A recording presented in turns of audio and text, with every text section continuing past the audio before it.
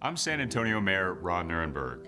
I am a Trinity University alum, and I want you to know about my passion for these two vibrant communities. My alma mater is now a nationally recognized liberal arts university, offering fully integrated arts, humanities, STEM, and professional programs. Grounded in the liberal arts, Trinity graduates students who think critically, act meaningfully, and contribute confidently throughout their careers. As for San Antonio, Trinity is an oasis in the heart of a city that serves as a cultural bridge to the Americas.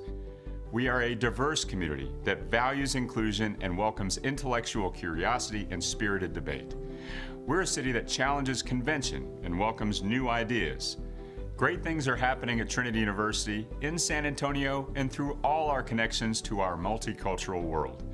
Join me in being part of this exciting moment.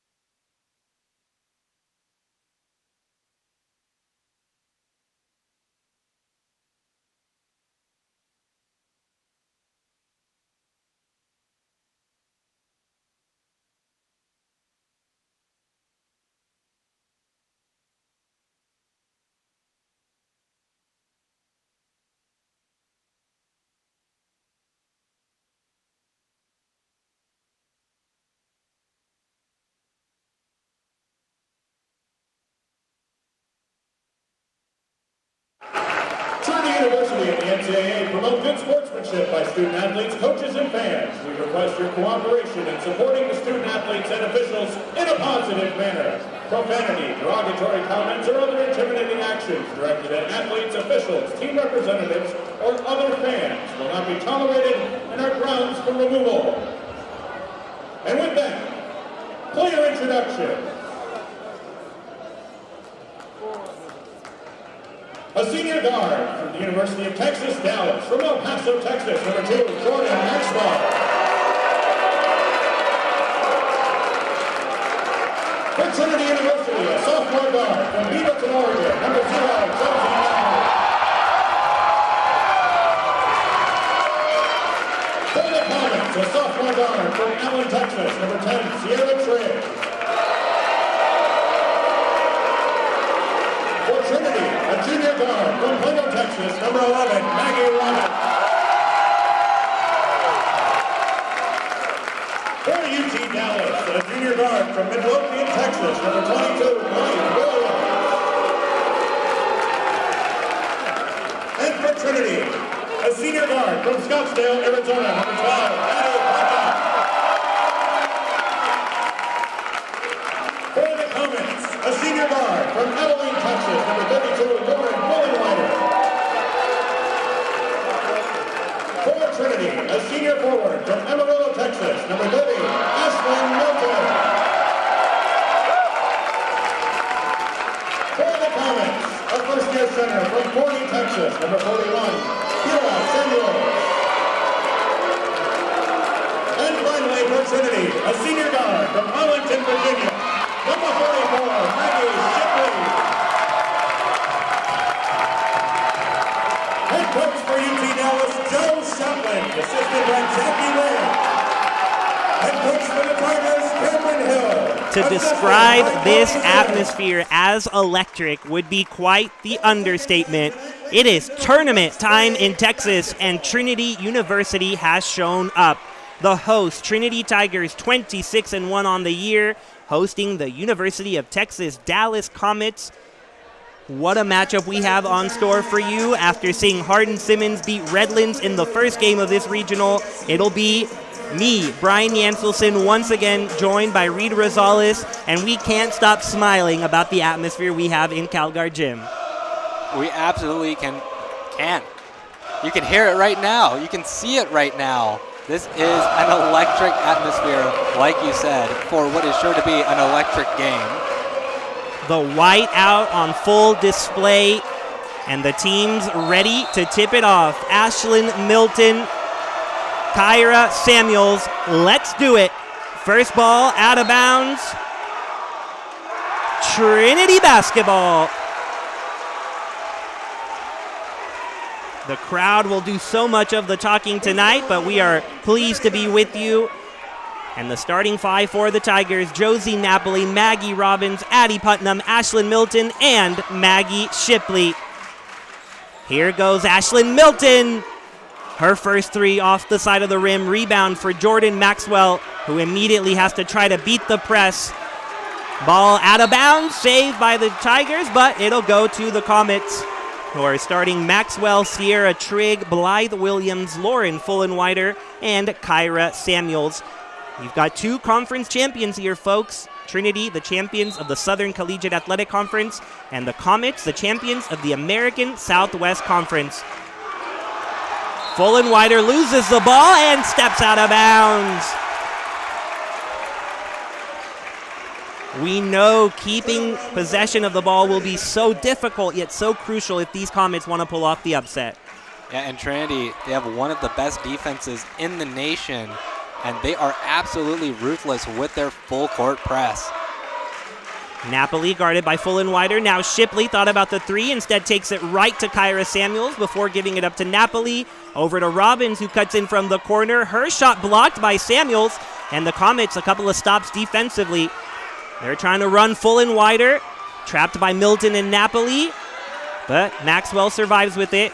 And here comes the half-court offense for UTD. Samuels, three defenders near her, and it rattled her just enough. Here come the Tigers the other way. Napoli loses it a bit, but Milton there to recover. Then she extends her arm, and the offensive foul called on Ashlyn Milton.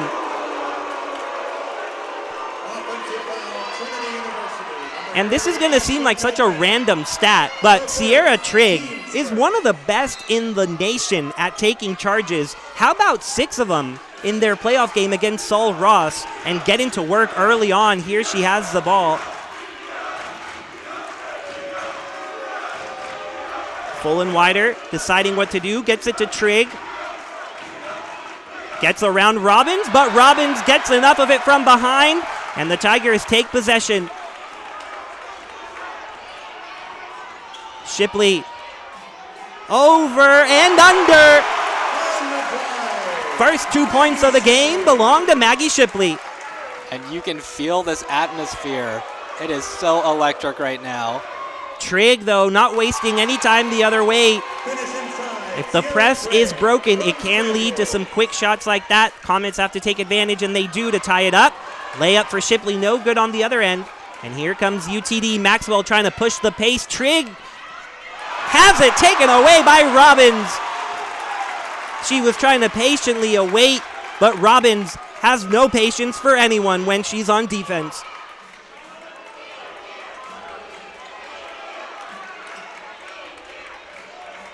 Napoli guarded closely by one of the best defenders in Maxwell, so Shipley will try the three, way off for her. Robbins tries to snatch it back, but the Comets crossing the half-court line. Blythe Williams down to Kyra Samuels. Samuels waits, and she'll get the foul call. So early on, UT Dallas not showing as if they'll crumble under this press that so many opponents do. No, and UT Dallas, they're a very defensive squad in their own right. They have the ASC's best defense, and if they're going to come away with the win, they're going to need to make Trinity play at their pace. Kyra Samuels not bothered by the crowd whatsoever. the freshman from Forney, Texas. What a moment for a first-year player to get a start in.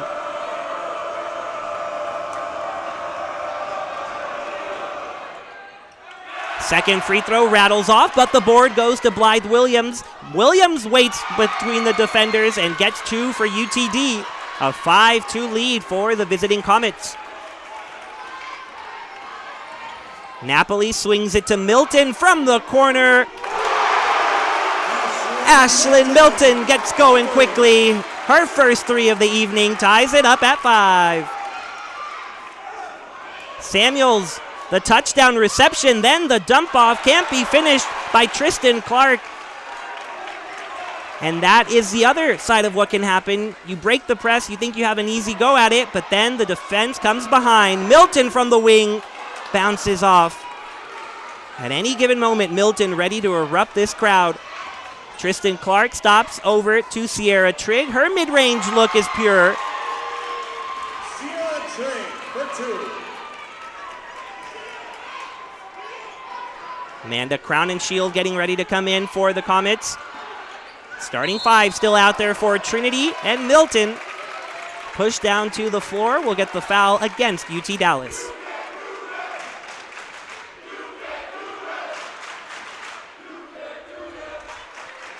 Personal foul, UT Dallas. Number 13, Here comes Crown and Shield, as well as Diane Hurst. Diverse backgrounds there. You got the freshman Crown and Shield and the senior Hurst. So Coach Joe Shotland, who, don't worry, we'll get to it. We know you're waiting on it. Making some substitutions here early. Putnam looking for help, finds Milton near the top of the key. Another one bounces out for her. So she's made one but missed two. And the Comets holding a 2-point lead, and Blythe Williams fouled near the center court line. Personal foul, Trinity. Number 0, Josie Napoli. Her second, team's third. Second foul early on Napoli. Third team foul. Annika Saenz will relieve Napoli, who is frustrated as she heads to the bench. A key scorer, the sophomore transfer from Pacific Lutheran, will get a breather here and allow another sharpshooter to take her place and another transfer to take her place in Annika Saenz.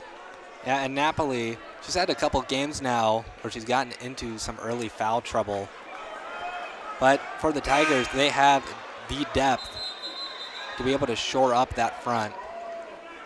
Some confusion here at the scores tables. The officials trying to figure out exactly the timing and the possession. Finally decide to give it to Blythe Williams, who checks it in to Tristan Clark. Tristan Clark, one of many heroes for this Comet team. Gets it out to Williams. Now Diane Hurst makes a move over to Trigg, who pulls the trigger, but two to the right. Scramble for the board, won by Maggie Robbins, and here comes Maggie Shipley, the 6-foot point guard. Milton bounces it to Putnam. Short on the 3. And you can feel with every 3 that is taken, this crowd is ready to erupt if one goes in. Tristan Clark stops and pops, but too much on that one. So the offense certainly much slower than the Redlands Hardin Simmons first quarter that we saw in the game before us, in which Redlands shot 80%, but then they cooled off, allowing Hardin Simmons to win that first round matchup, and they are awaiting the winner of this matchup.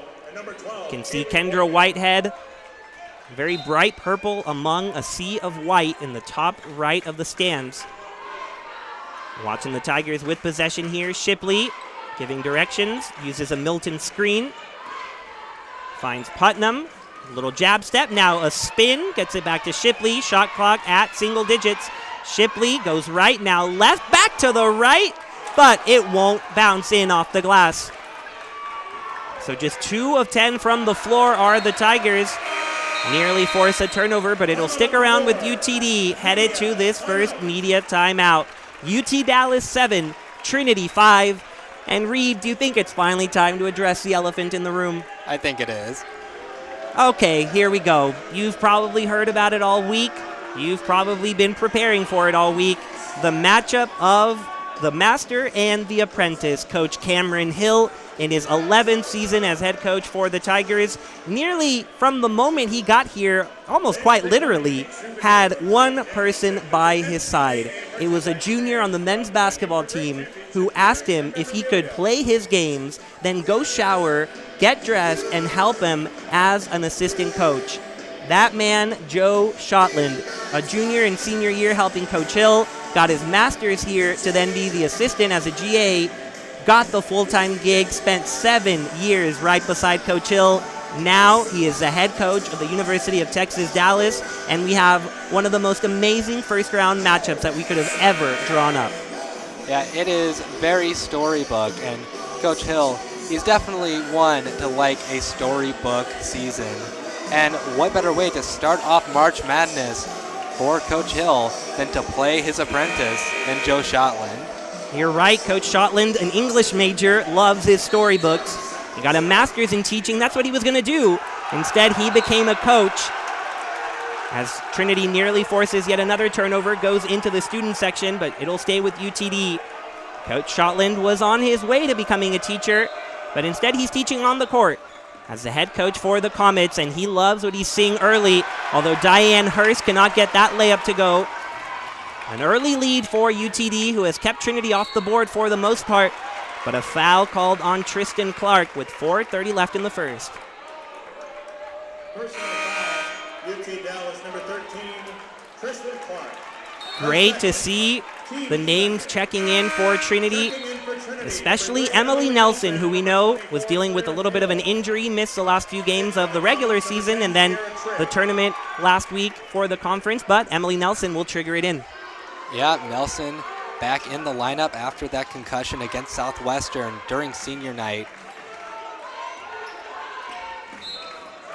A foul on Jordan Maxwell, who's not happy with the call. She wants to play tight on Maggie Robbins. Personal foul, UT Dallas, number 2. And if you're ever wondering something about defense, well, Jordan Maxwell is someone to ask. She is the Defensive Player of the Year in the American Southwest Conference. So she is the one tasked with guarding Maggie Robbins. Now switches on to Signs and switches on to Nelson, so we see what UTD is doing defensively. Maggie Robbins running through the body of Sierra Trigg for 2. Full court heave is an offensive foul. The referee delayed for just a moment, but he gave Robbins the charge. You'll get a look at the replay in a second. UTD seemingly knows that this press is coming, right? Nobody knows better than Joe. They're trying that full court heave. That time not working out. Yeah, and it's what teams have been trying to do against Trinity all season. And sometimes it works, but sometimes it just doesn't. And Robbins is just such a good all-around player. She can do everything. Robbins kicks it to Claire Hale from the wing. Her 3 is good. And that is big for the Tigers. Coach Cameron Hill has told us if Claire Hale drops the gloves a little bit and starts hitting those threes, opponents are in danger. So an early one to give the Tigers a 10-7 lead. Milton all over Diane Hurst, has to find Maxwell. 3 Tigers swarm her way. Offensive board for UTD, but the finish not going to be there. Hanukkah Signs escapes with the board.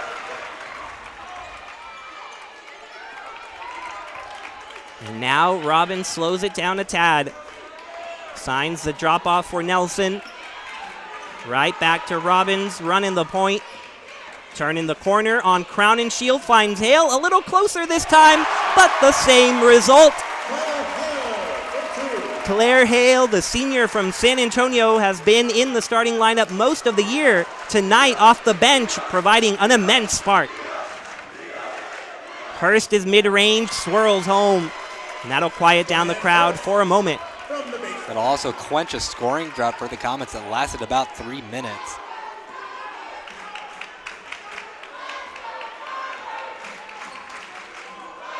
Here comes Hale on the screen. Then tries to roll. Robbins forced to find Signs. Who will put up the 3? Off the lip of the rim, no good. Maxwell with the rebound.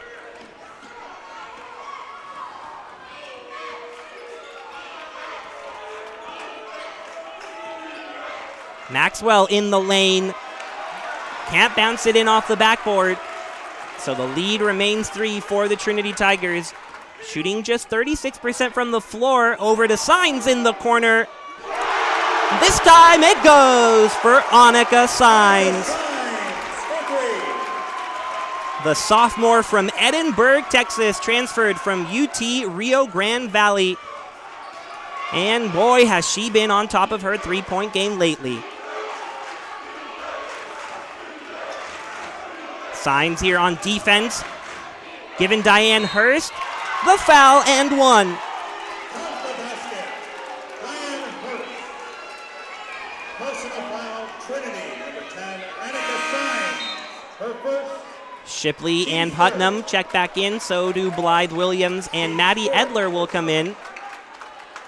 It'll be the senior Hurst at the line. Just found out recently she was an honorable mention in the American Southwest Conference. She started in 13 of the first 14 games, hasn't since January 7th though. And she gets this three-point play completed. Coach Shotland saying she has been a tremendous warrior for his squad, accepting the role that she has been given as a senior that has been off the bench lately. And a good start for her as she takes a breather now. Yeah, and right now, UT Dallas is keeping it close with Trinity. They need to slow down Trinity.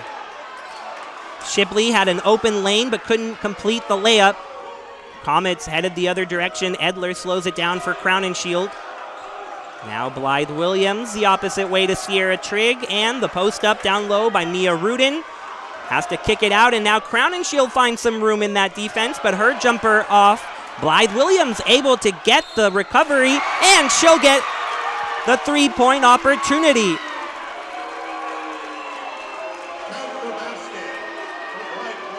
Sneaking in there behind where no one saw her, Williams able to get the ball right back, and she can tie it up if she hits this free throw. She sure does. All tied up at 15 with a minute remaining in the first quarter. And right now, Brian, we said it during the SCAC tournament, it still remains true. When you let the underdogs stick around, there's a better and better chance that they will take it away from you. Halfway gone through the shot clock. Tigers have to get their offense going. Putnam in the corner, able to get to Signs, who hit one. Can't make it two, though. Shipley gets the rebound somehow. And the tumble she took will be called a travel, not a foul. She can't believe it, but the ball headed to the green and orange.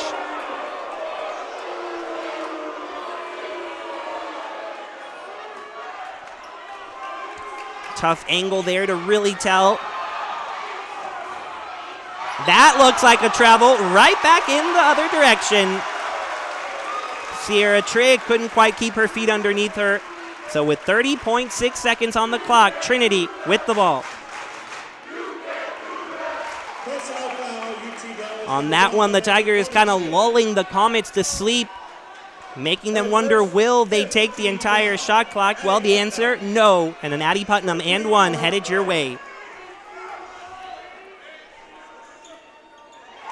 It's good for the senior from Scottsdale, Arizona. Trinity up 3.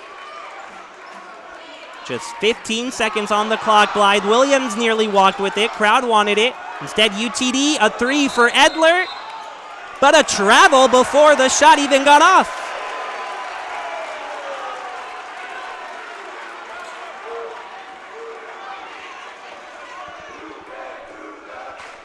The Comets had really limited their turnovers, but a couple in the last few minutes. Now Putnam, the 3 from her. It goes! And a perfect end to the first quarter. That was neck and neck. Ends up a 6-point Trinity advantage thanks to Addie Putnam. A 3-point play from the line, and then the more natural 3-point make.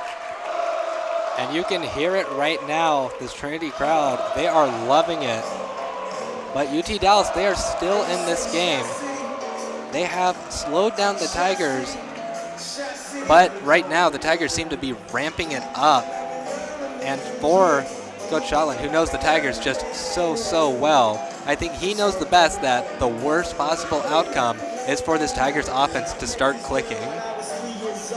He said the key to winning this game will be securing the ball. It's one thing to know the press is coming, and the question was, well, nobody knows the press better than you, Coach Shotland. Do you think that'll be a little bit of an advantage? And he said, well, the entire country knows the press is coming for Trinity. That is not a secret. Just because you know it's coming doesn't mean you're going to execute against it. And we're seeing, after a very tight first quarter, Trinity getting just enough of an edge thanks to that aggressive defense. Yeah, that aggressive defense that forces turnovers. Right now, 2 turnovers for the Tigers, 6 for the Comets. Turnovers, they're going to win you games, but the Comets have also found success in those long touchdown passes. So it will really be whose game plan is more successful.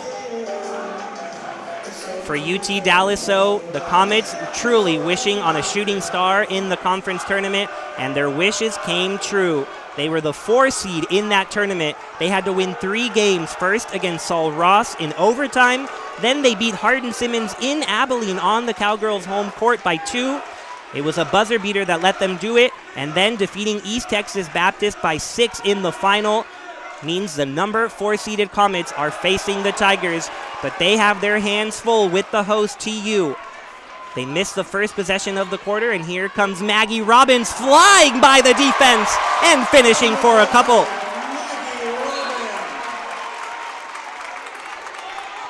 We always give the warning at the beginning of the game. We didn't this time. It's don't blink when you're watching Tiger Network and this team. You see it there. Don't blink or you'll miss it. Yeah, and Maggie Robbins, who's one of the best ball handlers, not just in Texas, but in the entire nation. She has really good hands. Trinity press forces the turnover. Milton from the wing, well short, but she gets her own miss before going out of bounds with the loose ball. So Milton knows better than anyone how her shot is doing, felt it off, but couldn't recover. And UTD down 8, trying to weather this Trinity storm.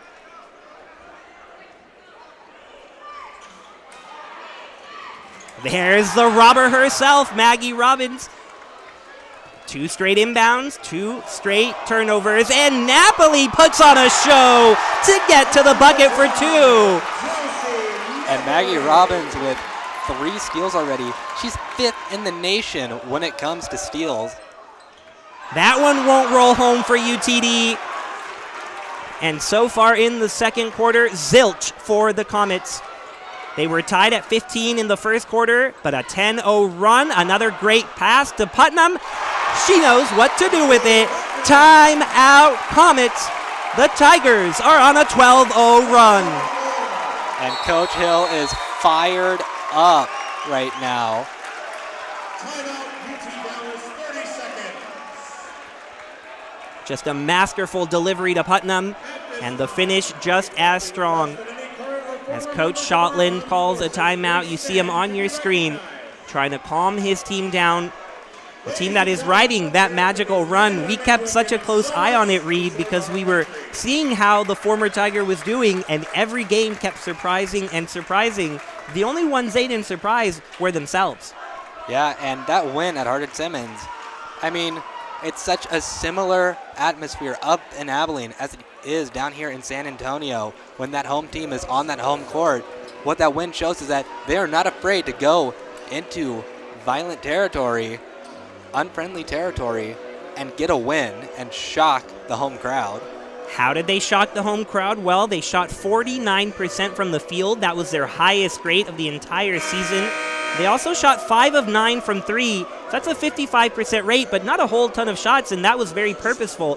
Coach Shotland saying, if they're giving you the 3, it's likely for a reason, and they understood it, didn't settle for the jump shot, and that led to the high field goal percentage. But right now, they cannot even get the ball across half court, a 3rd consecutive Trinity steal, and you see the Cal Guard chaos on full display right now. Milton, jab step, then the 3. Splashdown for Ashlyn Milton.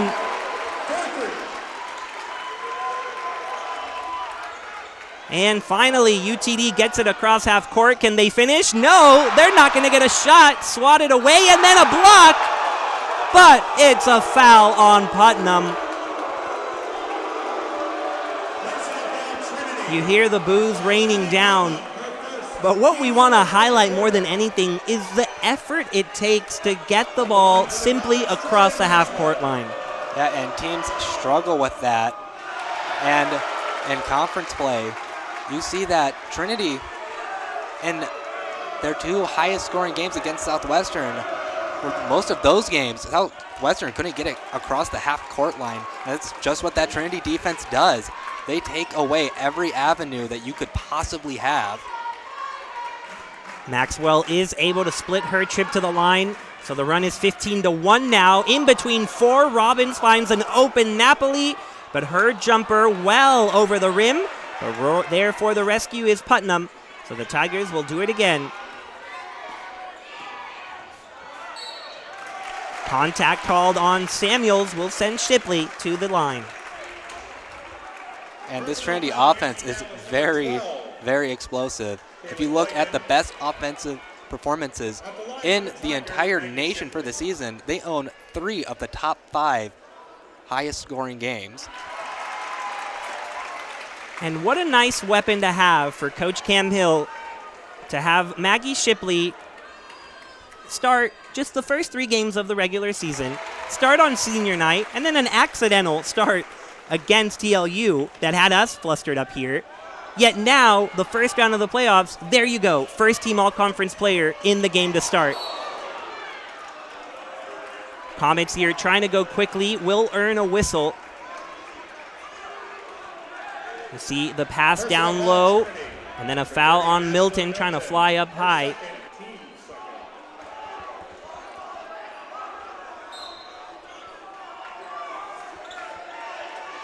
Kyra Samuels, nice pass to Maxwell, but she can't finish. Her own miss goes back and in. On the putback, Jordan Maxwell, we've mentioned a couple of heroes. Well, none bigger than her. The turnaround jump shot buzzer beater to beat the Cowgirls in Abilene. So UTD is here very much because of Maxwell, and then on the other end, takes the charge to get the Comets the ball right back.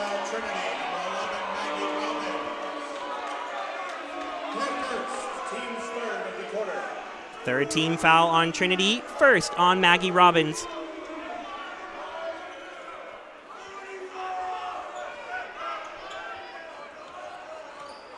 Williams escapes traffic, bounces it the other way, but then a tumble and hope she's okay. They'll stop play. Still not getting up there is Kaylee Boykin.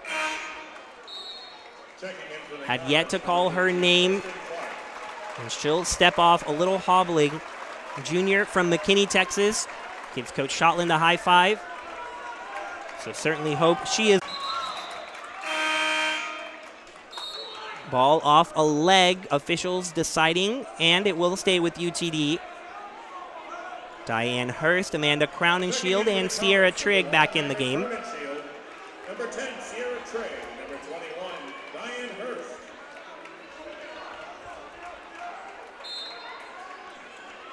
Freshman will send it in. The bounce pass to Clark, wrapping around Putnam, but she can't finish. Robbins outlets it to Shipley, and she is pushing the pace.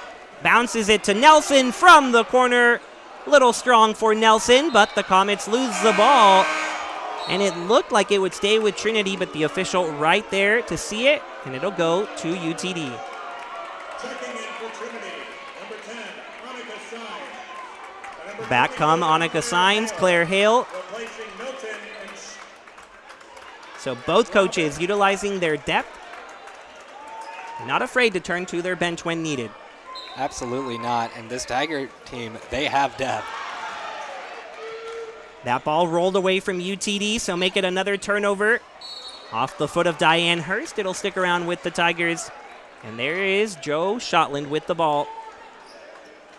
So familiar with this court indeed, 4 years as a player. A decade helping Coach Hill. This time, the only difference, wearing green and orange instead of maroon and white. Shipley wrapped up in the paint, loses the ball, and Sierra Trigg has it. Comets haven't been able to run. They can here. Diane Hurst gathers it, turns, Well short there on the attempt, though.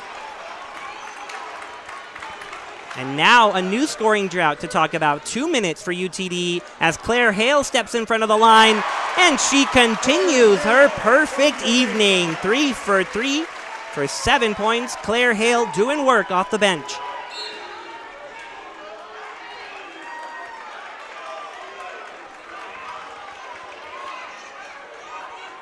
While the Comets struggle offensively, Trinity 5 for their last 7, a 19-point lead that if the Comets aren't careful can really get away in a hurry. And right now, you saw Coach Shotlin on your screen, all smiles still. I think the Comets are still in this game. There's still plenty of time to play. But if they want to keep up, they need to start slowing down this Trinity offense, who so far has just been on fire. Maxwell dribbles past Putnam and Nelson. Tristan Clark has some space, goes up. Not falling down for the Comets, though, and it'll go back to the Tigers. 7 of 21 from the floor are the UT Dallas Comets. So 7 made shots, 12 turnovers. It's a ratio that a team never wants, yet it's a ratio that happens so often when facing Trinity. Yeah, they're one of the best at taking the ball away, and when you have players like Maggie Shipley and Napoli, it is hard not to turn the ball over. Claire Hale will give it another go from 3. This time a little too strong. Nelson trying to get the rebound, but Sierra Trigg escapes that battle and is fouled. But if you're the Tigers and Coach Cam Hill, you have to love the confidence that Claire Hale is showing right now. Absolutely, and Claire Hale, just an amazing story, going through all the adversity that she has had to go through throughout her career, and to just, in her senior year, shine like this, it's beautiful. Comets get to take the long stroll to the free throw line despite the foul happening on the other end. They are in the bonus, so a couple of free throws on deck for Trigg, who hits the first one. Trigg, the sophomore from Allen, Texas, an honorable mention in the ASC. And she came through when it mattered most, 16 points in the finale against East Texas Baptist. Yet another big reason why the Comets are even here, and she gets 2 free throws to make it a 17-point Trinity lead. Nelson will pop from distance, just bounces out, but Anderson there to clean it up. Looking for help now, gets it to Nelson, and the Tigers get to restart their offense. Putnam flung it up there, hoping for some miracles there, didn't get any. And she'll have to get back defensively. Crown and Shield trying to go quickly, and look at the finish for the freshman. You can see why they are thrilled about her up in Richardson. First points of the game for Amanda Crown and Shield.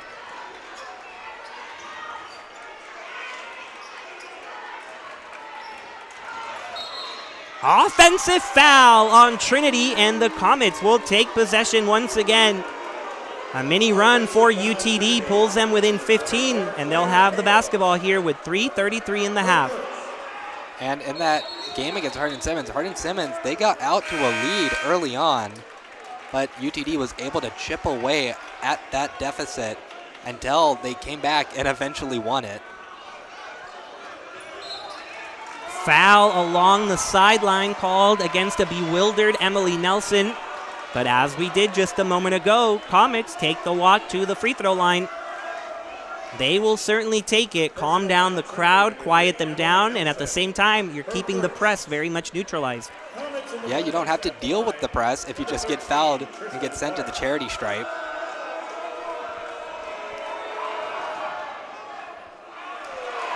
Not the luckiest of bounces for Tristan Clark, who led to the buzzer beater for Jordan Maxwell because she forced a held ball. Hardin Simmons could have won it on the final possession, but the defense of Clark gave it back to the Comets. And here she hits her second free throw to make it a 14-point deficit. But right away, Crown and Shield, just as surprised as the Tigers have been on some foul calls, this time she'll get the whistle. And Coach Hill calls the team the Together Tigers, but the crowd, they have really showed up, and there's a lot of the men's basketball team here. Of course, just a weekend ago, they lost in the championship, So for them all to be here to support the women's team, it's just a testament to these Together Tigers. Absolutely, and one of those, the newest one, Annika Signs rolls it home. And then Robbins forces the tie-up.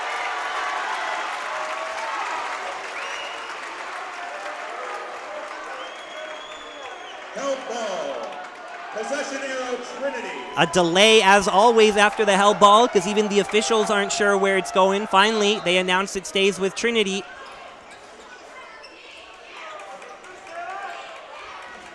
Here's Natalie Anderson, the first year, over to Hale, pops, and is fouled.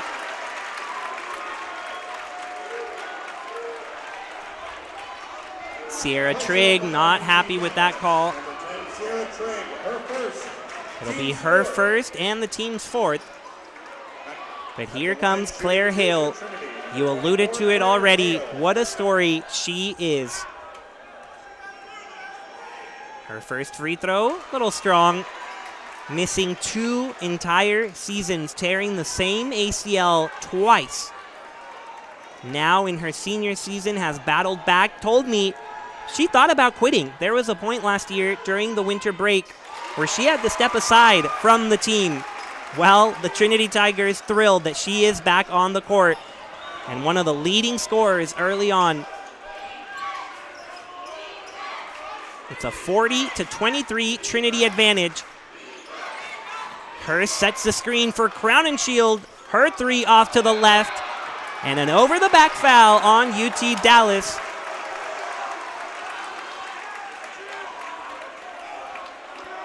Personal foul, UT Dallas, number 10, Sierra Trigg. Sierra Trigg tagged with it again. That'll be the 15th foul. Team's fifth foul. And you know what that means. Yep, we're going to the stripe. So with Robin stepping to the line, we'll welcome everyone to Record Watch with us. Seems like every game Maggie Robbins is on the verge of tying or breaking some record. And with 5 steals already, she is getting close to another as that one swirls out for Robbins. Keep an eye on 5 more if Robbins can get there.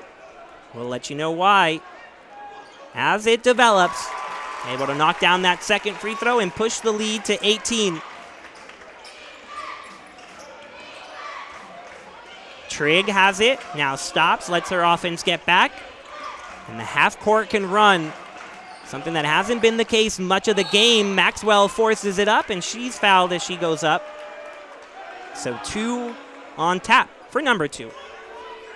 Personal foul, Trinity, number 24, Claire Hale. Her second. Comments in the bonus. At the line, number 2, Jordan Maxwell. Maxwell can't get that free throw to go. She hit 8 of 12 in the final 4 minutes against ETBU despite shooting 56% from the line. So talk about improving on a weakness when it counts. Maxwell gets that second free throw to go. But UT Dallas still staring up at a 17-point deficit. Anderson will give it a go from 3. Why not? The first year from San Jose, California.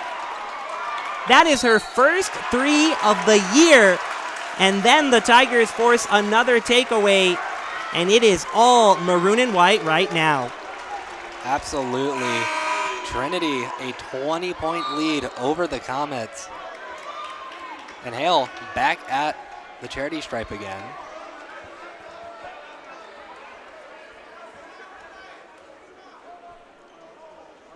First free throw is true.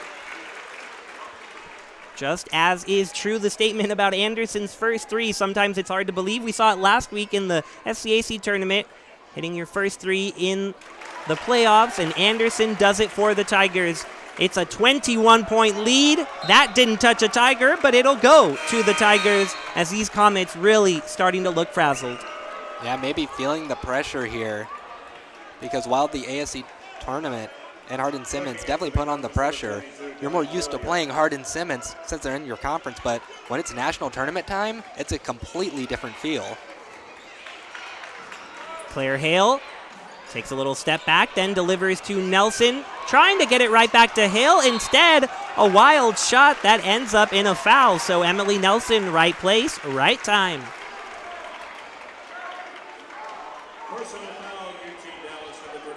Joe Shotland, very well known for his energy on the Trinity sideline, now showing that same emotion for UTD. And Nelson at the line, one of the Trinity players Shotland impacted the most. Last year telling me, Nelson did, that he is truly one of the most important people she knows. Just such an interesting matchup for so many people tonight.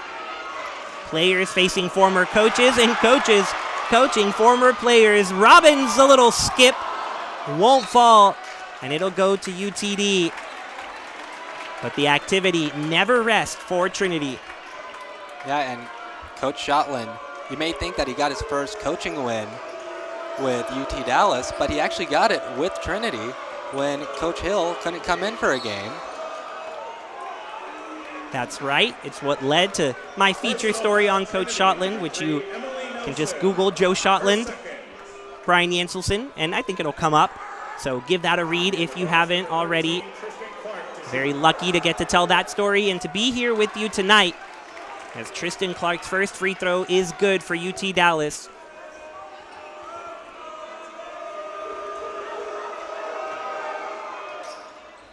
Second one eventually goes down for Clark. And now we'll have Sky O'Rourke enter the game for the first time. Checking in for Trinity, number 23, Sky O'Rourke. Sky O'Rourke, the only non-starter for Trinity who has played in each and every game, and Coach Hill not going to let that change. Going to the first year here, who sets the screen for Robbins. Now Hale with it. Over to Signs. And the Tigers taking their time. Signs, nice dribble moves in the paint. Now looking for help, finds Robbins, cuts inside, the pop, and the points.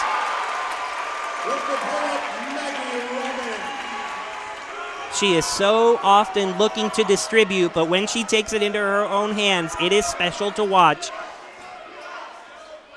Floater won't go for UTD.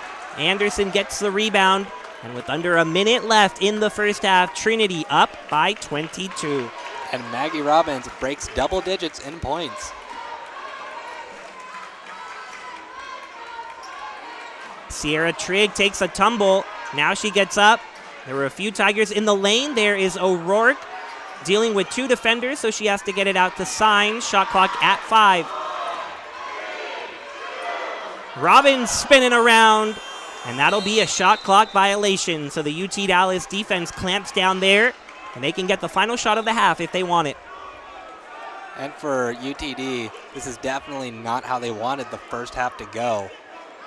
They allow about 54 points per game, and Trinity's at 48 at the end of the first half. You see Coach Shotland not very happy, because he knows what you're describing, a Trinity offense that scores 86 a game, 5th best in the country. They're a machine that is hard to stop, and especially when you do that, a turnover, but then the Comets get it right back. Edler over to Trigg, takes a little step inside, and the contact against Claire Hale will send Trigg to the line.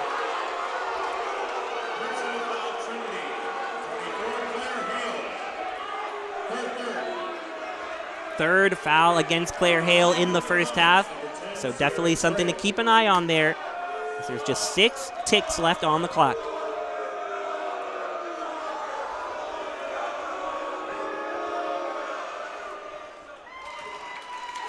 First one good for Sierra Trigg, who Coach Shotland says is the best example of maxing out and giving full effort. Seeing if her effort here leads to 2 free throws, and it does. So both of them good. 6 seconds left for Trinity. Robbins down the court. Over to Signs. Shot nowhere close. But that's about the only weakness for Trinity in that first half. A standing ovation for the Tigers, who take a 20-point lead into the locker room. Yeah, just really dominance for Trinity. Up by 20 against a good UT Dallas defense. They are really proving why they are one of the top-ranked teams in the nation right now. The Comets, no shots made from the floor in the final 3 minutes and 50 seconds. Some free throws keeping them on the board and keeping them within 20. They're going to need a lot more offense if they want to pull off the upset. We'll have all of it for you, so don't go anywhere. Stay tuned on Tiger Network after this 15-minute break.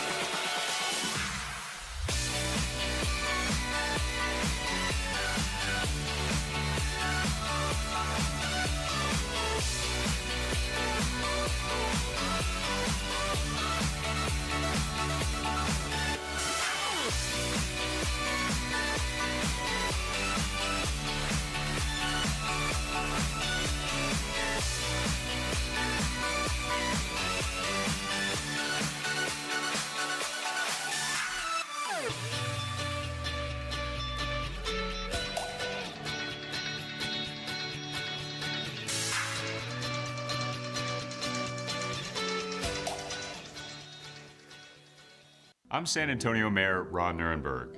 I am a Trinity University alum, and I want you to know about my passion for these two vibrant communities. My alma mater is now a nationally recognized liberal arts university, offering fully integrated arts, humanities, STEM, and professional programs. Grounded in the liberal arts, Trinity graduates students who think critically, act meaningfully, and contribute confidently throughout their careers. As for San Antonio, Trinity is an oasis in the heart of a city that serves as a cultural bridge to the Americas. We are a diverse community that values inclusion and welcomes intellectual curiosity and spirited debate.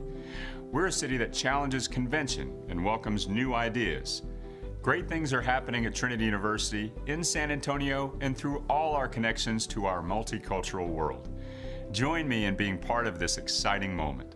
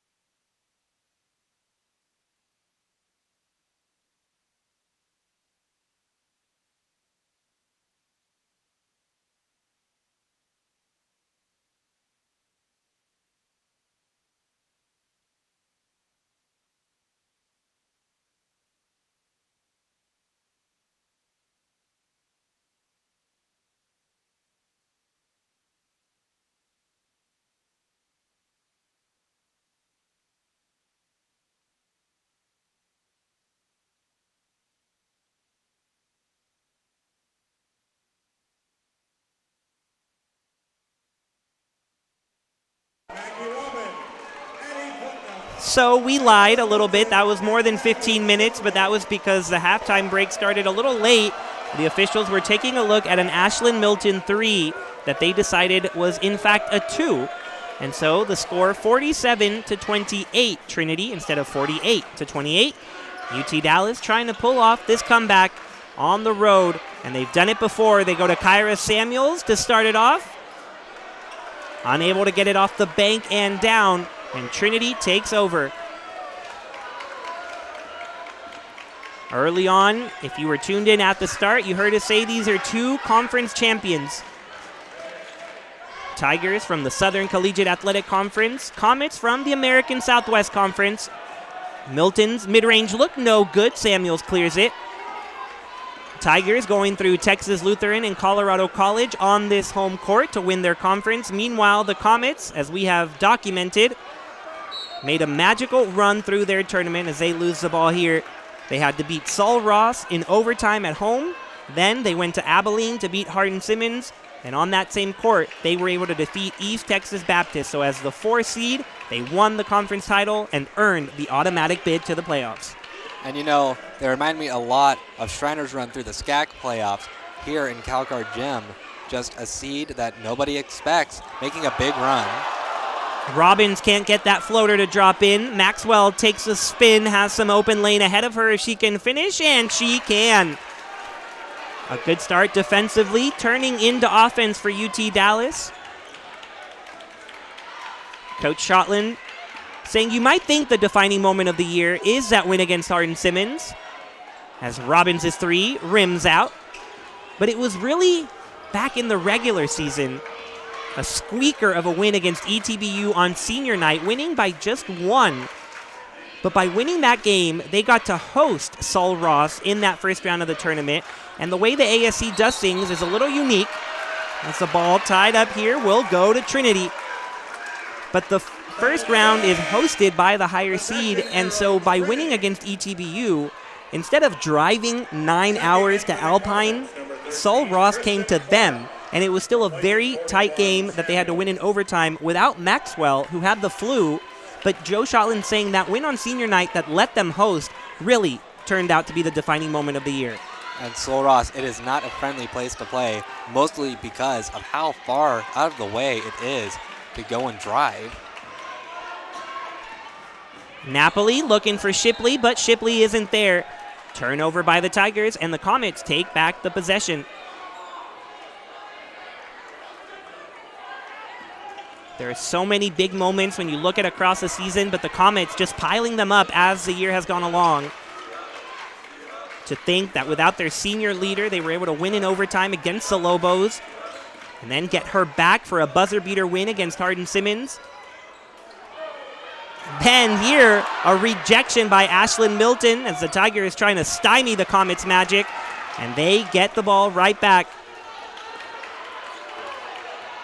Milton will now jab step before sending it out to Robbins. Napoli now in control of the offense. Gives a little hoorah, but is well short on the floater. And the Trinity offense cold to start this third quarter. We saw it a couple of times in that SCAC tournament. The leads got up to 25 as Maxwell has to go to the floor but can't save it. Then Blythe Williams runs into the ball and grabs it. A 25-point lead against TLU, a 25-point lead against Colorado College, but especially Colorado College, they made it a single-digit game in the fourth quarter, so this game by no means over for UT Dallas. Absolutely not, and this is what UTD has been doing. They've been keeping up, they've been coming back, and that's what makes a team like UTD so dangerous. Trinity, number 0, Josie Napoli. Her third, Trinity's first in the third quarter. First team foul there called on Trinity. Maxwell gets the offense going with the inbounds now. Tristan Clark out to Williams. Trigg trying to set the screen and then roll, but she's met by Shipley. So the Comets have to go elsewhere. Robbins defending and forces a turnover. Napoli to Milton, one-on-one, and a big trip on Milton. Tough tumble to the deck there by number 30. And as she gets up, she'll shoot a couple of free throws.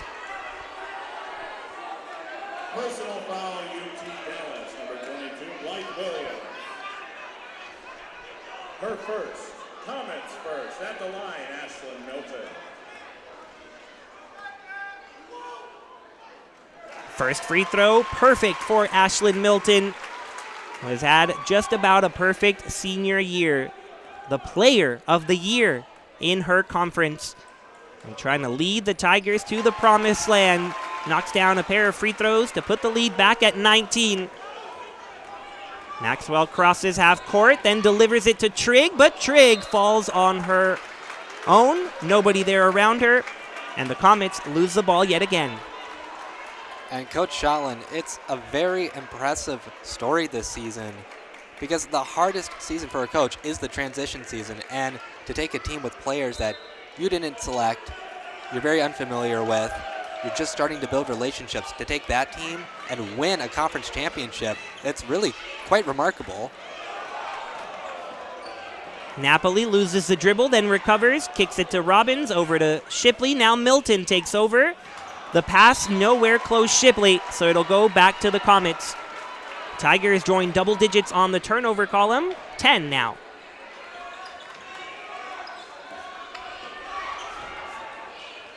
Here is Fullenwider, who has been absolutely silent tonight. One of the best players in the conference and on this UTD team. A very familiar name if you've been tuning into Tiger Network over the years, but have not called her name very many times. Robbins tries to poke it away from Williams, who gets to 17-point lead for the Tigers. Have slowed down offensively, just 2 points in this quarter, but their defense holding strong as ever. Shipley gives a little spin, has room to work, and it's an easy two for Maggie Shipley. Maxwell leading the transition, goes around Putnam and puts it home for two. Count it for Maxwell, headed to the line. Count the basket. Number 2, Jordan Maxwell. Personal foul, Trinity. Number 0, Josie Napoli. Josie Napoli picks up her third foul, so she will sit down in favor of Claire Hale. Napoli, number 24, Claire Hale. Maxwell at the line. Free throw good for Maxwell, and it's a 16-point game as Crown and Shield checks in for the senior captain. Comets, number 1, Amanda Crownenshield. UTD showing a little bit of full court pressure themselves. Robbins able to beat it across the timeline, dealing with Clark. Now has Edler switched on her. Claire Hale in the corner, now steps away, back to Robbins. Trying to get past Williams, the floater. Silky smooth for Maggie Robbins. Yeah, she just makes it seem so easy when she's on the court. It's almost like she's floating. That's how acrobatic she is. Trigg going straight into Putnam, and another strong finish for the Comets. First it was Maxwell, now it's Trigg. So these Comets not backing down, going into the bodies of the Tigers and into this media timeout. 4:35 left, Trinity 53, UT Dallas 37. Yeah, and right now, Trinity has still kept that lead in the second half. You can just see right now, the Tigers are shooting pretty well, 46%, and UTD shooting at 38%. But I think the big difference maker is those turnovers. 19 for the Comets compared to 10 for the Tigers. Turnovers, they're going to win you games. They always do. And the Tigers, being as good of a team as they are, they take advantage of those turnovers that the Comets give them.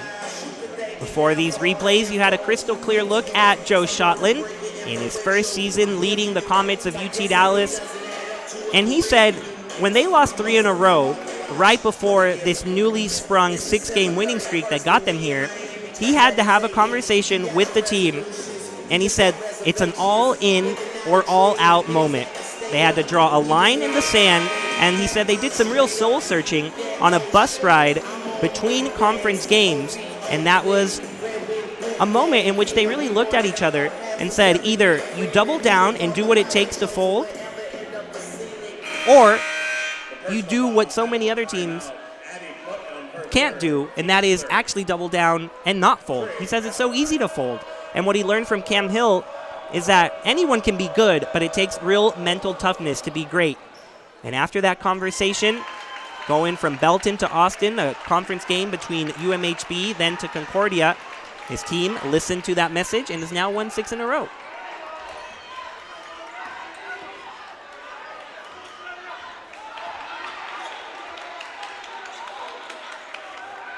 Milton can't hold on to the pass, and some frustrated looks on the faces of these Tigers. UT Dallas 3 of their last 3, and they're down just 15.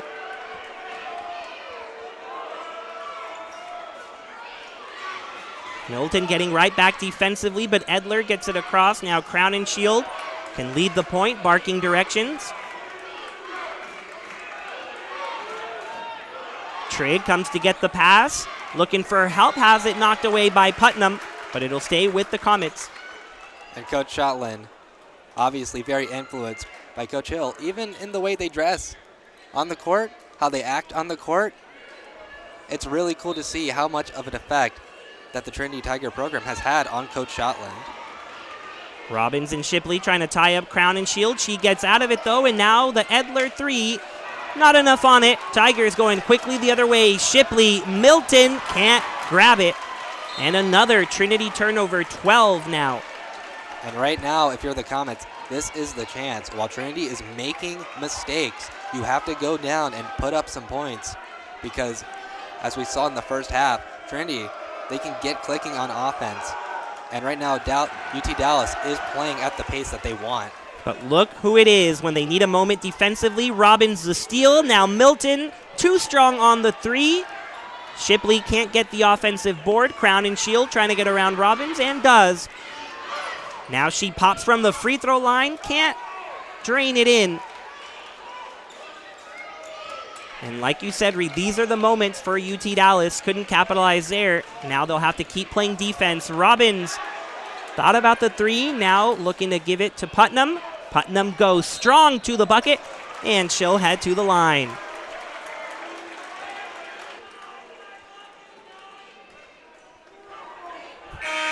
Personal foul, UT Dallas, number 1, Amanda Crown and Shield. After Crown and Shield is given her 3rd foul, she'll take a seat in favor of Jordan Maxwell as Putnam gets set to shoot 2. We talked about Claire Hale's adversity that she's dealt with, Reed. As Putnam misses that first free throw, well, Putnam right alongside her, also tearing her ACL and missing the entirety of last season. But now she is back and better than ever, gets that 2nd free throw to go, and the senior, who averages 10 points a game, will take a rest as Annika Saenz takes over. And right now, we see that Dallas, they like scoring in the paint. That's where all of their points have come from, within the 3-point arc.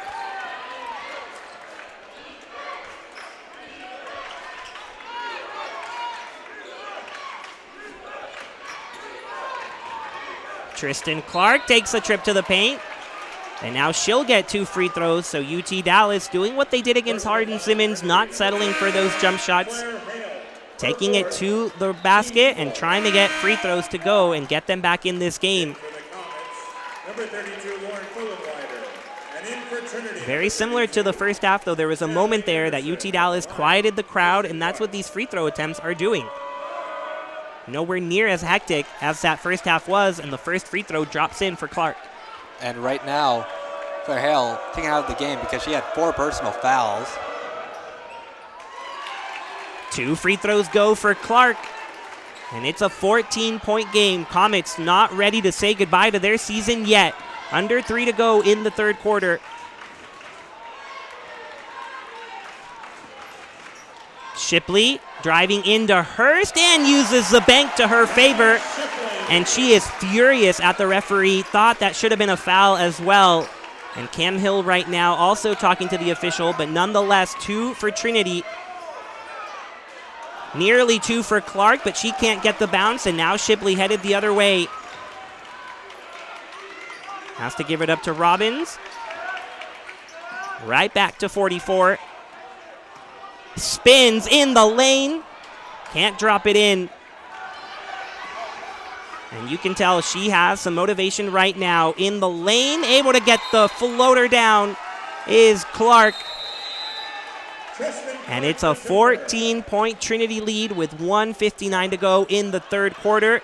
The Trinity offense hasn't been as on fire as that first half. UT Dallas hanging around, and they're looking to make something happen in this final 2 minutes of the third quarter. Feeling good into the fourth as well. Yeah, and they've been chipping away at that deficit little by little, and they've been doing it all within that three-point arc. You saw on your screen a 0% three-point shooting percentage. That's because they've only taken 3 shots from outside the arc. So they're going to continue what they have been doing best and putting paint in the bucket and their trips to the paint. They really know what their strengths are and they know what their weaknesses are. As a team, they shoot 29% from three-point. That is among the worst in the ASC. And so just like they did in Abilene, not settling for those, instead earning free throws, and they're really starting to rack up 16 of 20 from the line. So whatever it takes, right, they are climbing their way back in it. Yeah, and when you have Coach Schottland on that sideline with how much energy he has, he can really get this team energized to a point where they are never out of any game. There's still plenty of time left to go for the Comets to make this comeback. Out of the timeout, UT Dallas setting up a little full court pressure. Making Robbins think about her dribbling up the court. Now Shipley has it. Nelson down to Anderson. Won't drop it in, but that is pick and roll by definition. Absolutely. Personal foul, UT Dallas, number 32, Lauren Fullenweider. Her second, team's third. Natalie Anderson at the line for 2.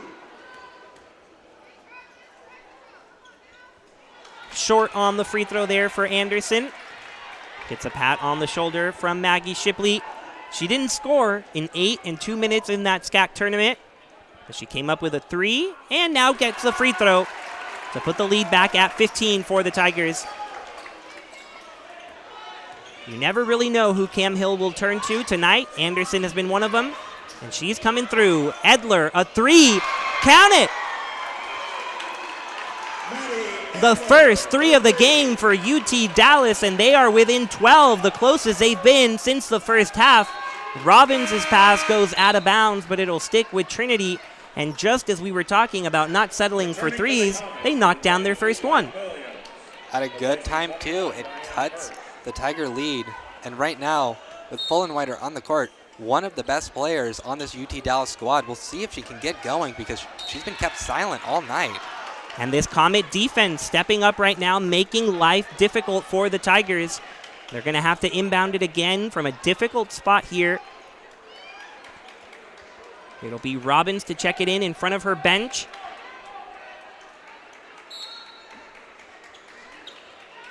Finds Shipley to get things going. The screen by Nelson, but nothing doing. Poked away. Robbins able to retain it. Now loses the dribble and has to find Shipley. Nothing doing right now for Trinity. Anderson out to Signs. Shot clock at 5, and then it's stolen by Clark. Clark has just Robbins to beat, and she does. Tristan Clark going coast to coast with Robbins, and it's a 10-point game. Defense ratcheted up to level 10 here. Nelson trying to make something happen. 40 seconds to go, and the shot clock ticking down again. Shipley going at Fullenweider, spinning, turning, not finishing. Board cleared by Fullenweider, and here come the Comets.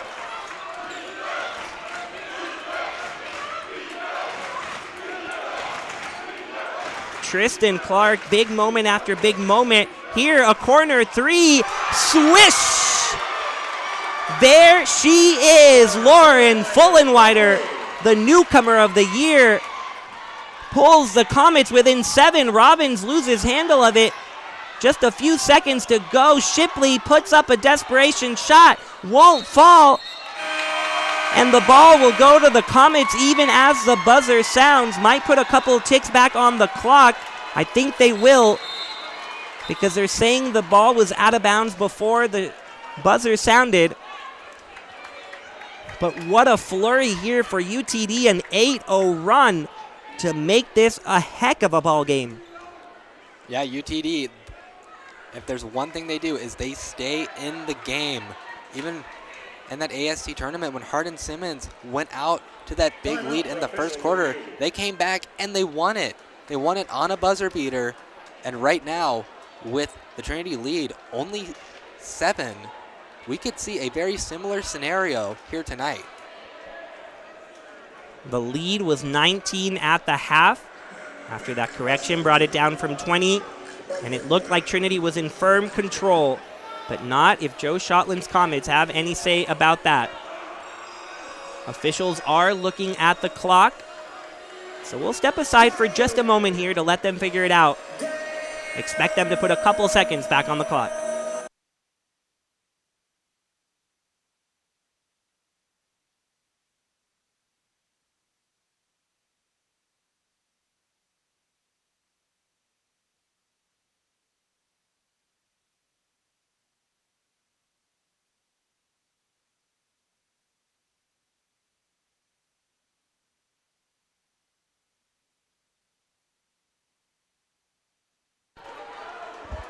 Official review will leave 1.3 seconds on the clock for UTD. Hard to do much of anything, but they are going to love this ending to the third quarter. Blythe Williams into Clark, throws it away. Nope. Seconds came off the clock, though, which is obviously a mistake.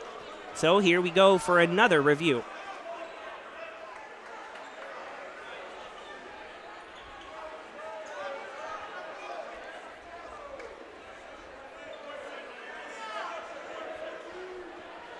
They won't need to take a look at it, though. The referee's saying their judgment was 0.7 left on the clock, so maybe spoke too soon about loving the end of the third quarter. Still 0.7 for Trinity to maybe get a buzzer beater here. Robbins will check it in. Shipley gets it to go.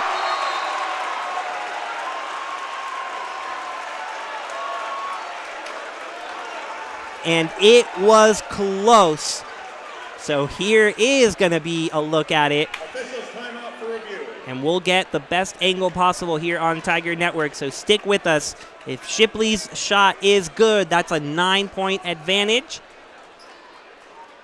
Although that look might mean the ball was in her hand when the backboard shows red. And that is the decision, no basket. So it will not count for Shipley. And it does confirm that good feeling headed into the fourth quarter. All of a sudden, UT Dallas down just 7 to the Trinity Tigers as we head to the fourth frame. Yeah, all the momentum on the side of the Comets right now. This Tiger offense has really stalled out in the second half compared to what they were doing in the first half. But in the first quarter, it was a very close game. And then Trinity broke it wide open in the second quarter. Trinity is looking to have a repeat of that second quarter. But UT Dallas, this is exactly what they want. They want this pace. They want a defensive chippy game. And right now, with the Tigers at 57, they have really stymied the offense. And what they want is for Lauren Fullenwider to heat up as she is so capable of. She went 0 for 5 from 3 against HSU and ETBU, but if she gets one to go, as she just did, look out for the microwave to get going. She is in the game, moving around with off-ball screens as Dallas tries to get it to her. Here it is Clark who will pop. Her jumper not going to fall. And then a collision between the Maggies. Robbins able to hold up Shipley. As the Trinity offense looking to wake back up, an 8-0 run to end that third quarter by UT Dallas. has made this a game. Robbins can't seal the deal. Over to Edler. She hit one. Not going to get a second. And then a foul on the loose ball. It'll go against Clark. And it's important to note, Josie Napoli back on the floor with those 4 personal fouls. She has to be very careful right now. Coach Hill just deciding that her offense is too valuable, and then defensively, so much credit goes to Maggie Robbins, but she is right behind her when it comes to steals a game. So number 0 back in there, drops it off to 11 Robbins. Finds Shipley, trying to take her time, and then driving left for 2. To the cup, Maggie Shipley.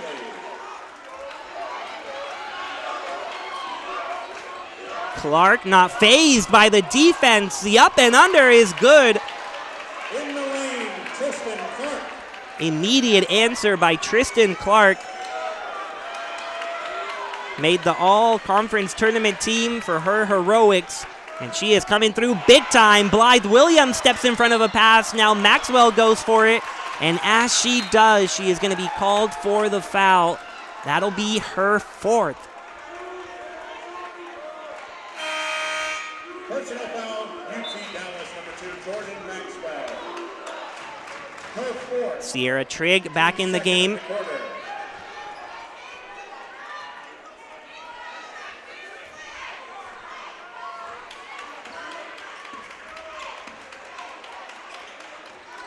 Milton steps aside for the 3 to the left. Putnam, though, gets the board. And another chance for the Tigers. Cam Hill has said she is the best offensive rebounder he has ever seen. And what a moment for one there. Shipley out to Robbins from distance. Book it! Time out, Trinity. And this crowd back on its feet with a 10-point Trinity advantage. 8:03 to go. Big points there. Trinity leads by 10. And we are on double-double watch for Maggie Robbins. Although, we're actually on triple-double watch for Maggie Robbins.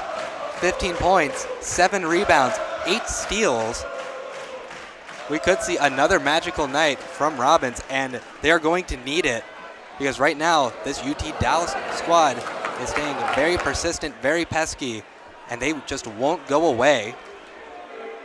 It really is quite funny. So often here on the broadcast, you're always keeping an eye on those double-doubles because it's such a notable stat. To get double digits in 2 different categories is a big deal.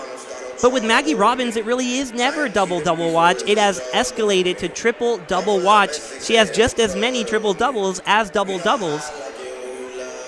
And 2 more steals would not only get her into double digits, but it would tie the all-time record for steals in a single season. So Robbins needs 2 more of those, as Blythe Williams will have to deal with the full brunt of the full court press out of this timeout.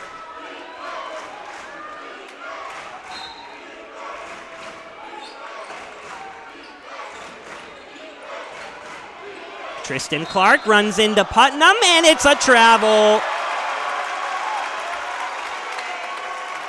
Was just getting ready to say how you see the concentration it takes to get it across the timeline, and just when you think you do, Putnam there to force the turnover.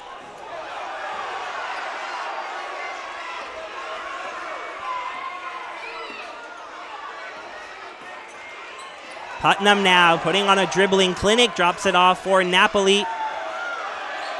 Napoli right on Trigg.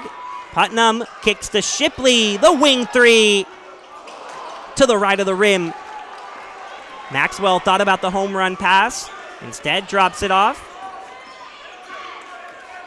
And now Clark will take her time. 7.5 remaining, a 10-point deficit for the Comets. Maxwell goes left, now finds Trigg. Shot clock at single digits. Blythe Williams overhead pass to Trigg, and a beautiful finish for number 10.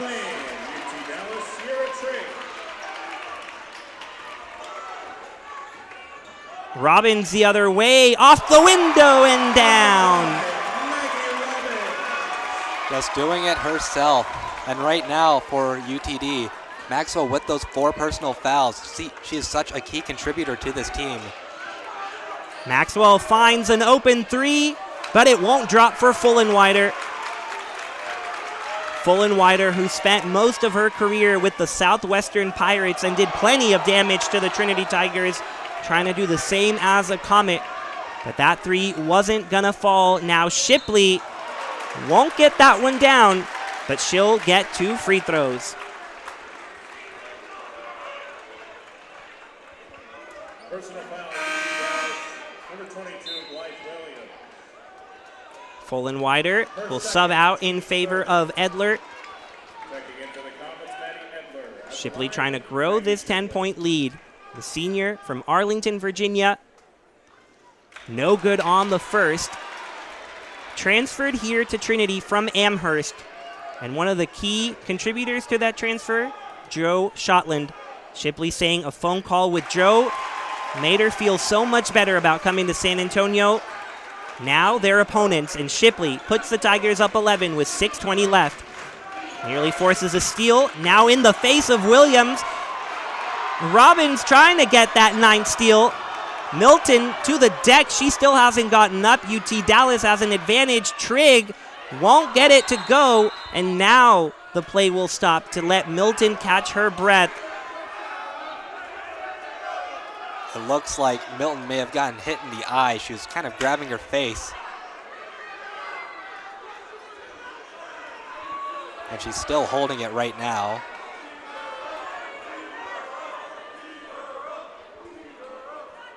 Officials will talk it over here. As you get a look at Milton, looks to be in some real pain there. It's a 65-54 Trinity lead with 6:07 to go. The first round of the NCAA tournament in San Antonio. Trinity hosting for the first time since 2020. And in that year, none other than the UT Dallas Comets beating Trinity in this gym to advance to the second round. They're looking for a repeat. Yeah, and for Trinity, even some of the players on this team, it's unfinished business. Try to get a bit of vengeance for the teams of old. And right now, the Trinity offense has started to click a little more than they were in the third quarter. They have maintained that double-digit lead pretty consistently. But right now, UTD, they are still a massive threat, especially with all their firepower that is on the court right now. They can definitely mount this comeback with 6 minutes left. For UT Dallas, that 2020 win was the last time they were in the NCAA tournament, where they are 5-6 all-time, very even record there. But they're 2-0 against Trinity. The last 2 times these 2 teams have faced have been in the postseason, and UTD has come out on top, which is part of what leads Cam Hill to telling us he doesn't care who's coaching them. He wants to beat UT Dallas every single time. They are rivals, they are in-state foes, and UT Dallas has been a thorn in the side of the Tigers for the last several years. Yeah, obviously. You're not going to like people who beat you. And that's why some of the biggest rivalries for the Tigers include Colorado College, UT Dallas.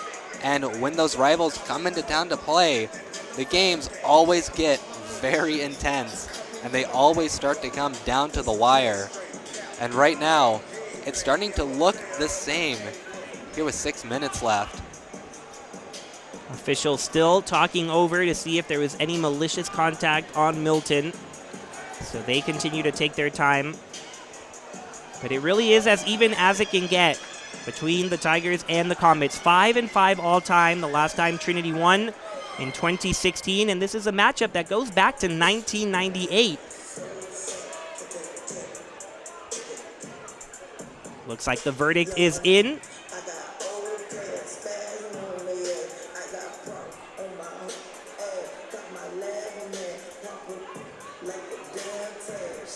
Trying to figure it out right alongside you.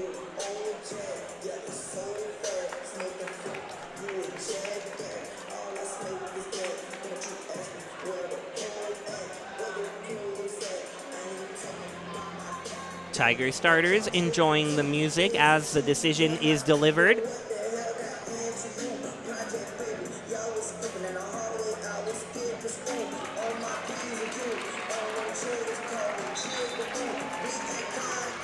So Napoli stepping to the line. We're still waiting to hear exactly what the decision is. We're all the way up here in the press box, not at the scores table. So we get the information after you guys. Still, here we go. Personal foul, UT Dallas number 2, Jordan Maxwell. And Maxwell will be booked. It is ruled an intentional foul. That is Maxwell's 5th foul. He has been disqualified from the game. So the PA announcer letting us know an intentional foul called on Jordan Maxwell. That is her 5th personal foul. So apart from sending Napoli to the line, that'll be it for Jordan Maxwell, the senior from El Paso, who is more responsible than anyone for getting the Comets here, has to see her season and perhaps career end like that. Yeah, that is a big blow to this Comets squad. We'll see if they can get her another game, because as it stands right now, she may end this one sitting on the bench. Coach Shotland saying it was one of the most important things he had to do when getting to UT Dallas, a one-on-one conversation with his point guard, saying what can we do for each other to make this happen. Maxwell has certainly made it happen, but now she will be a spectator. Watches Shipley miss that layup. Putnam can't get that offensive rebound. Lead remains 13 for the Tigers, and that'll be a 5th foul on Josie Napoli. So 2 of the best players on this court will not finish the game, as Napoli will shake hands with Shotland and take a seat.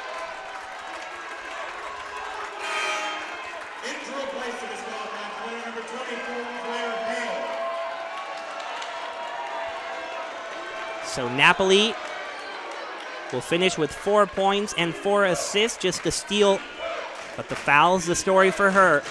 So what will these teams do without 2 of their best guards? UT Dallas will try to answer first. Clark, dump down to Hurst, and then the hands get the ball to go out of bounds. Tigers thought they had a turnover, but it'll stick around with the Comets. We'll take a look at the previous foul.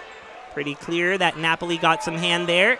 And Trigg gets the bottom of the net. 2 points, Sierra Trigg.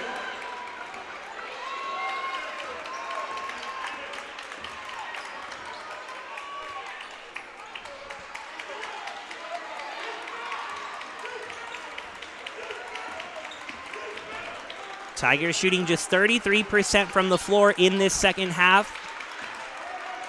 UT Dallas's conference-leading defense stepping up. Shipley still not going to get it down. Blythe Williams tries to clear it. Ball is loose, but she has it, and there are nothing but Comets ahead. Easy 2 for Diane Hurst, and it's back to single digits, folks. Under 5 to play, and the Comets are making this real.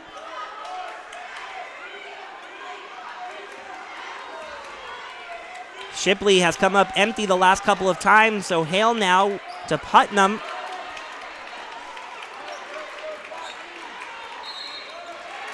And a foul away from the ball on Edler. That'll be the 5th team foul on UT Dallas. So that should be 2 shots, and they will be.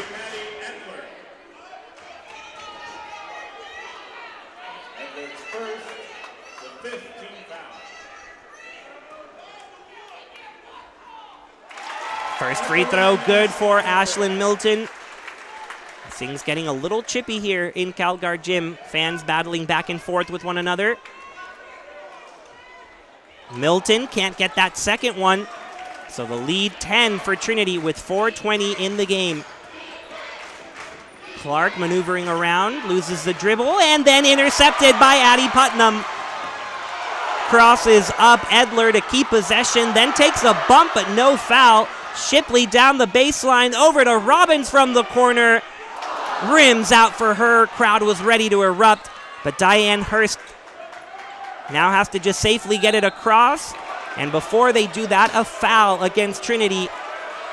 So UT Dallas meeting the moment right now, not backing down. And Blythe Williams doing so much work there on the glass, whether it's offensive or defensive. She is one of the best. And she is in front of the Trinity student section right now. But she is someone Coach Shotland calls a jackknife. And she is using all the tools at her disposal today. Here's Clark tiptoeing around Hale. Hale, though, ends up getting the miss, and the Tigers now bringing it up the floor. Hale needing to be careful still. Those 4 personal fouls. We could see another Tiger player getting booked here if she's not careful. Milton loses handle of it. Edler couldn't control it, though. She is utilizing every minute on the court there, is Edler. She was very efficient, 6 points, 2 for 2 from deep against Hardin Simmons, but those 2 threes were some of the biggest. Now denies Shipley the 3. Instead, she takes the visit to the lane and puts it down for 2.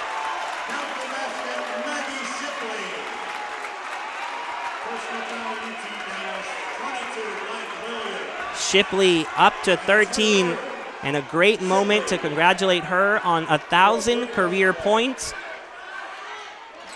Adds another one there, but across Amherst and Trinity, Maggie Shipley now over the 1,000-point mark. And more importantly to her, we know, is getting Trinity up by 13 in this game. Yeah, Trinity, they're ahead by quite a bit now with not that much left. If you're the Comets, things have to start going your way. Otherwise, it looks like the host institution is going to go on to play Hardin Simmons.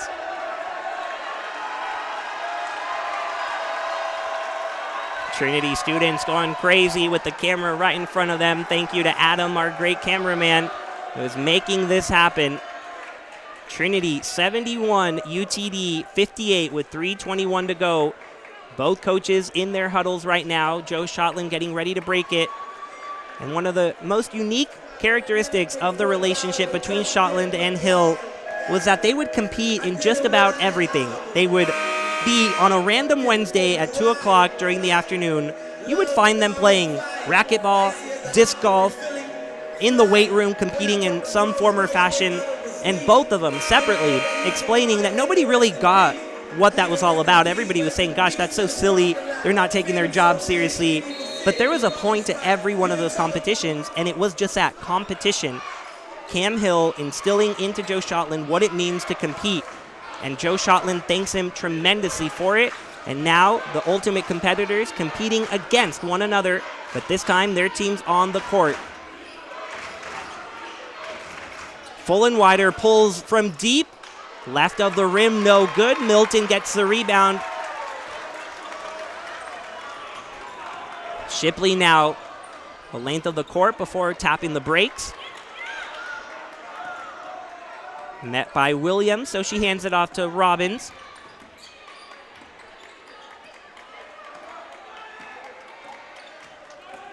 Shipley over the top of Fullenwider. 2 more for Shipley.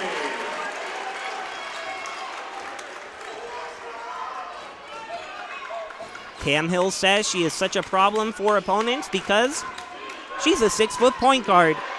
And you saw it perfectly there.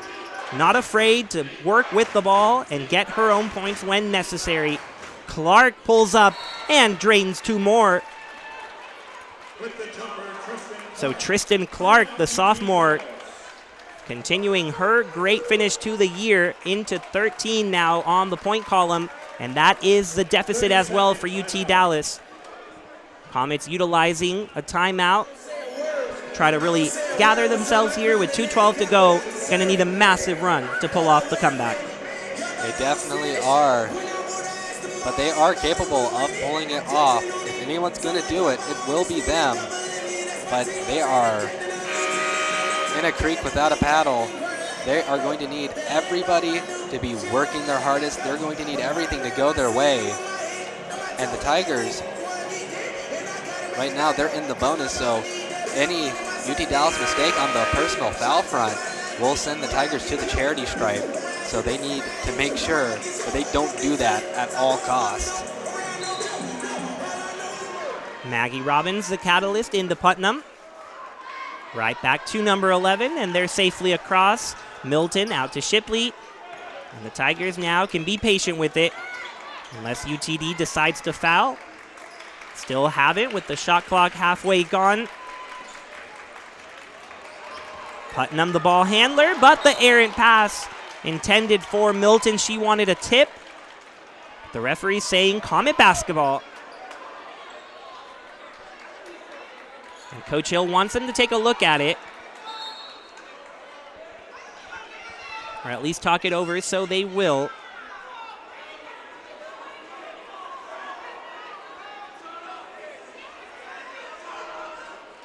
UT Dallas fans now, the ones that aren't happy. But you see Cam Hill in his sharp suit, and right behind him you see Kelly Simmons looking just as sharp. Kelly Simmons, the new assistant coach for Trinity, the former women's basketball player here for 4 years. And then on the other end, Joe Shotland, his assistant, Jackie Lang, another former Trinity women's basketball player. So if you haven't caught on to the theme, a lot of Trinity tonight, no matter who the team is.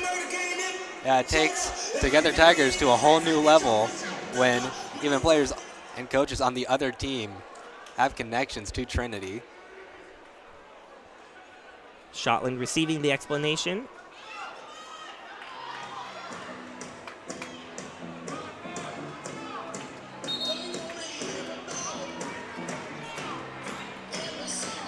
And after the discussion, no change, UT Dallas basketball.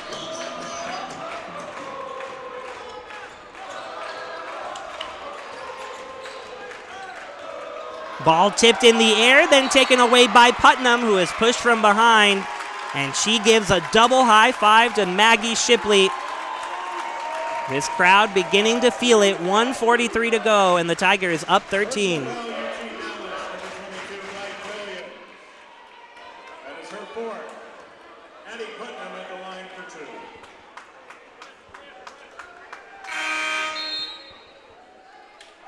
Full and wider. Edler on their way in for Hurst and Crown and Shield.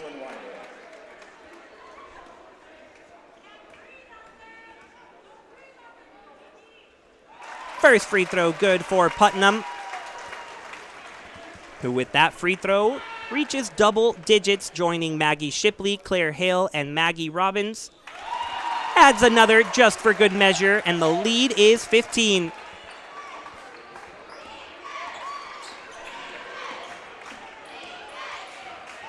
The Maggies combine to force some trouble there, but Full and Wider escapes it.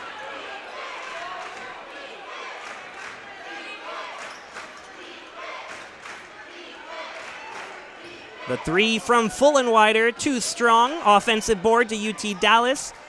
Trigg around Robbins, now straight into her. But Robbins forces a held ball.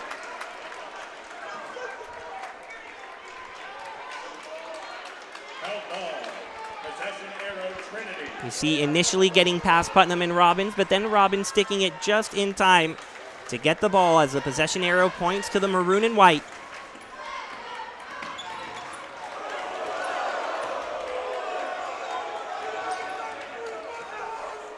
One minute remaining in San Antonio. Trinity 15 points ahead.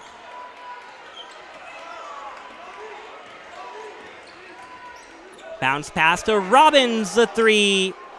Too much on it. Putnam gathers the offensive board, and the crowd is delighted. Shipley takes a cut inside off the glass and down for two. The cherry on top of a very sweet cake. It wasn't easy. The Tigers nearly ran away with it, but the Comets came down to make it a game.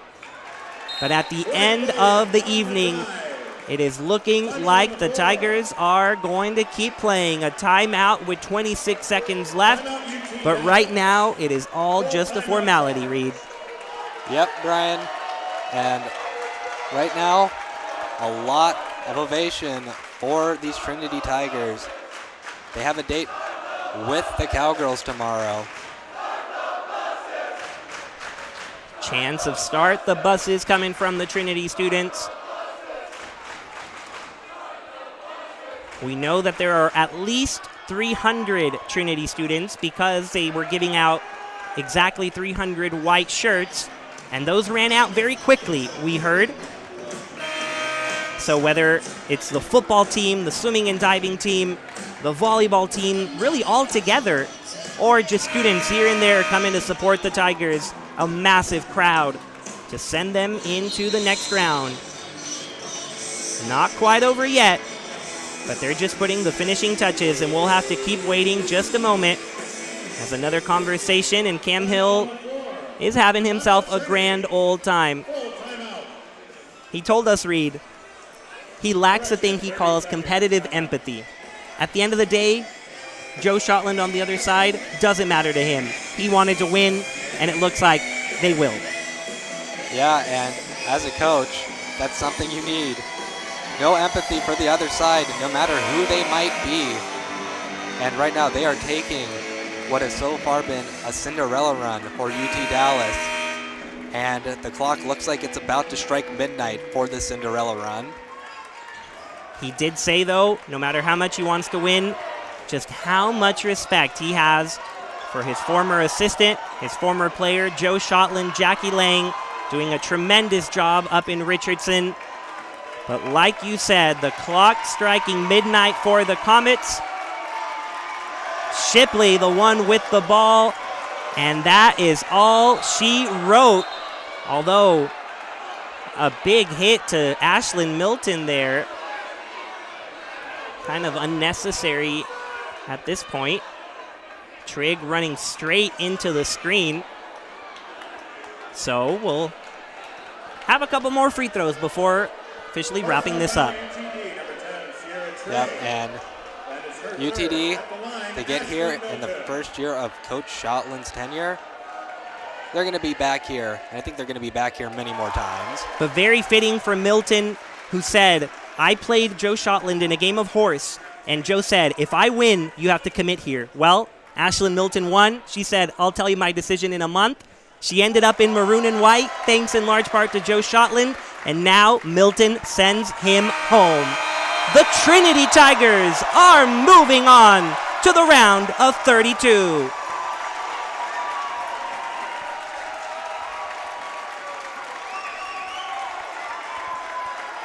A 79-62 win for the Trinity Tigers in front of a jam-packed, white-out CalGuard crowd.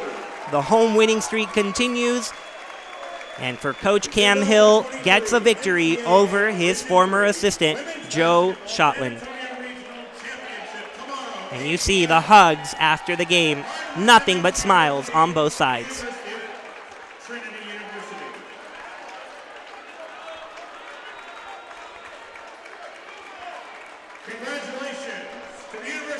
What a moment that is. Beautiful scene and a beautiful day full of basketball. Hardin Simmons coming out on top in the first one, and Trinity coming out with that second one. So for the third time this year, Cowgirls against Tigers, the rubber match. Not really the rubber match though. Looking for a sweep are the Tigers, and they'll look to get it tomorrow at 8 p.m. Yeah, and we heard a coach during the SCAC tournament saying, when you're going against a team for a third time, it's 3 times the effort needed to beat them. And right now, these Tigers, they certainly showed a lot of effort in this game. And they're going to need all that effort and more tomorrow against the Cowgirls, as that is going to be probably one of the most watched matchups in the second round. Agreed. You have the number 4 team, Trinity Tigers, against the number 12 ranked Hardin Simmons Cowgirls. They played twice in the span of a week back in November, but November was forever ago. Both teams are very different. Both teams are feeling good, and there's going to be a spot in the Sweet 16 on the line. Those last few free throws helped Ashlyn Milton get into double digits, so you have 5 Trinity Tigers in double figures. Maggie Shipley with 18, Maggie Robbins with 17, Claire Hale and Ashlyn Milton with 10, and Addie Putnam with 11. Robbins, knowing how to keep viewers tuned in, has 9 steals, so 1 away from tying that record. Also just a couple assists short of a record as well. So I think you have all the reasons necessary to tune in tomorrow. Don't you think, Reed? You definitely do. We'll be here. Hope you will be as well. 8 p.m. Don't know what we're going to do with all that time to wait until then, but we hope you're here with us. 8 p.m. Saturday night. Where would you rather be than Tiger Network or CalGuard Gym?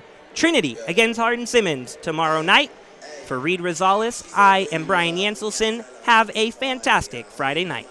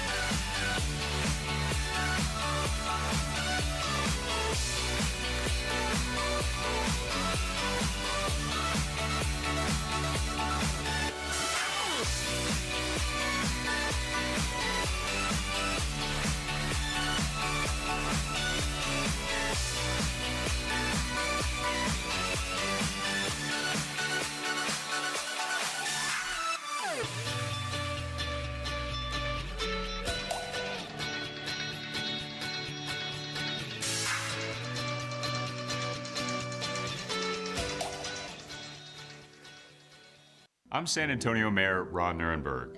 I am a Trinity University alum, and I want you to know about my passion for these 2 vibrant communities. My alma mater is now a nationally recognized liberal arts university, offering fully integrated arts, humanities, STEM, and professional programs. Grounded in the liberal arts, Trinity graduates students who think critically, act meaningfully, and contribute confidently throughout their careers. As for San Antonio, Trinity is an oasis in the heart of a city that serves as a cultural bridge to the Americas. We are a diverse community that values inclusion and welcomes intellectual curiosity and spirited debate. We're a city that challenges convention and welcomes new ideas. Great things are happening at Trinity University, in San Antonio, and through all our connections to our multicultural world. Join me in being part of this exciting moment.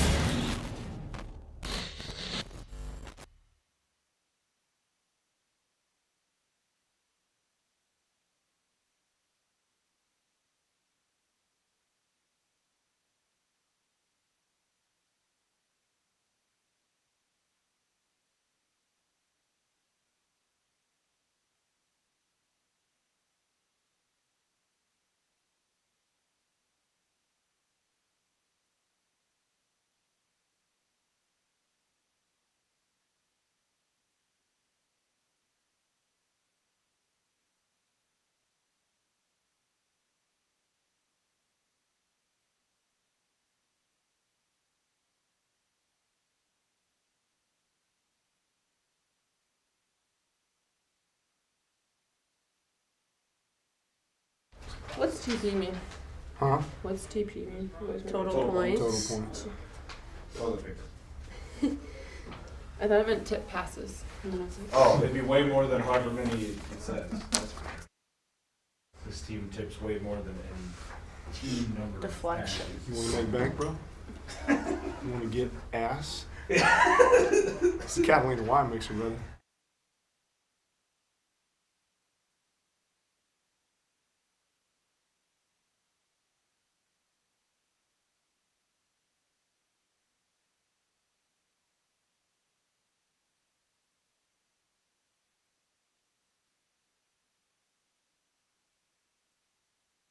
Trinity Tigers, who just defeated UT Dallas 79-62. Addie Putnam to the left, Coach Cameron Hill at the center, Maggie Shipley to the right.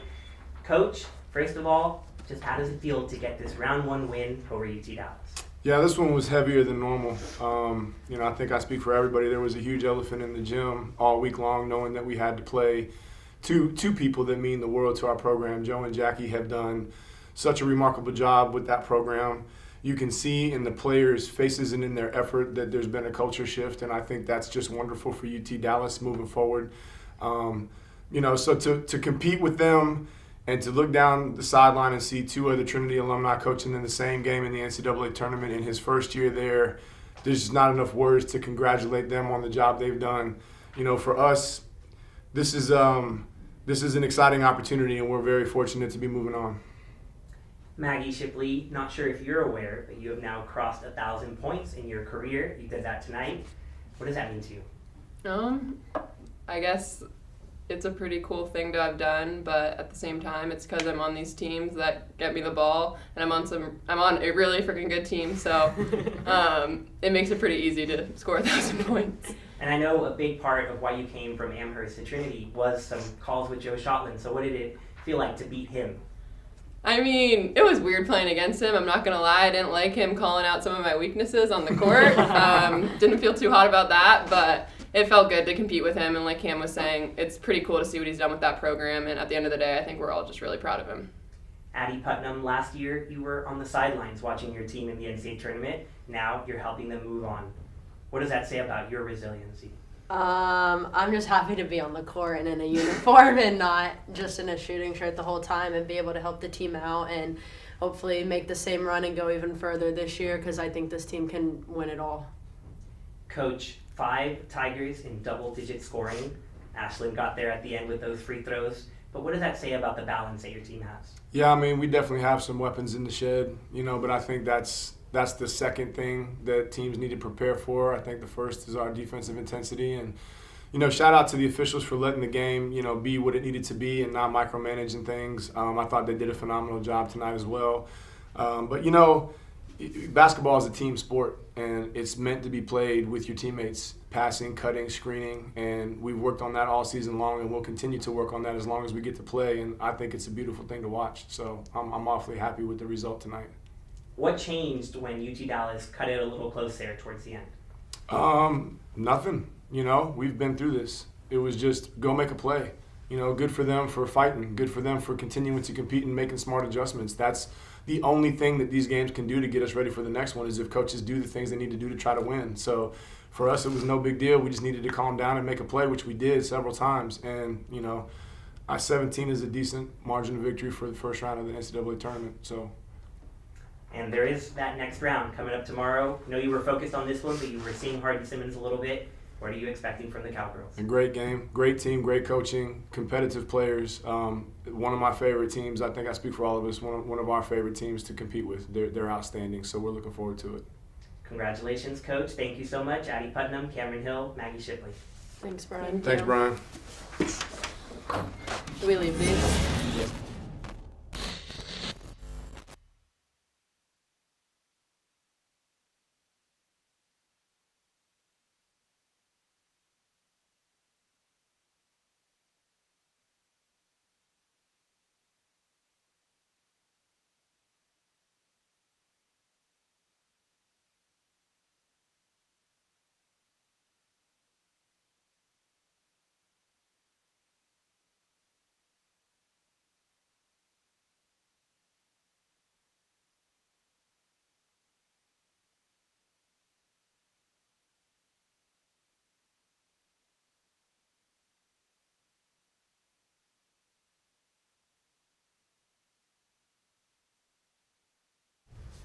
guys ready? Yes. All right, here with the University of Texas Dallas Comets, who just fell to the Trinity Tigers in the first round of the NCAA tournament. Head coach Joe Shotland in the middle, Jordan Maxwell to the left, and Lauren Fullenwider to the right. Coach, we'll start with you. I know there was a lot of emotions in this game. Elephant in the room addressed early by Coach Hill. How did it feel to be back in Calgary Gym today? You know, I thought the environment was awesome. You know, the fans were packed, and you know, hopefully if we're doing this right, which I plan on doing this right, this is the first of many. You know, the Texas pod always is going to be tough, and the person who gets out of this pod always has a great chance at going and making a real splash in the national tournament. And you know, credit to them. They did a good job tonight, and they did what they do, man. Like, they turned us over in the press, especially in that second quarter. And you know, there's just no way to replicate it until you get here. And as we're building this program, I mean this, like, we're building, right? And nobody wants to be patient. And we've talked about it in our program a lot, that you can't skip steps. And they're in year 11, we're in year 1. I'm awfully proud of the fight, and especially of these two guys right here, of setting the tone for what we want to do in this program moving forward. I'm awfully grateful. Yeah, Jordan, your coach talked about a conversation he had with you as the point guard, a leader on this team in the middle of the year, to really get things going, and you're as responsible as anybody for having the Comets here. What has it been like to play for Joe Shaw?